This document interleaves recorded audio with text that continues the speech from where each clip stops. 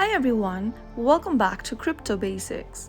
In today's episode, I'm going to be showing you how to log into your Velas mobile wallet application. So without further ado, let's get straight into the video. First of all, launch open your Velas wallet application, in which it'll prompt you to enter your account's password. Go ahead and enter your wallet's password that you created while signing up. After entering your password, tap on Next, and on the next page, tap on the Restore button. Remember that you will need to enter your 12 words or your 24 words recovery phrases in order to restore your wallet again. So select one of these words options and go ahead and enter the words in the correct order as shown in the display. It is asking me to enter the word in the second number, so let me go ahead and do it. You will need to answer for a couple of words as shown on the display, and after entering a couple of words in the correct order, you will be able to log into your wallet.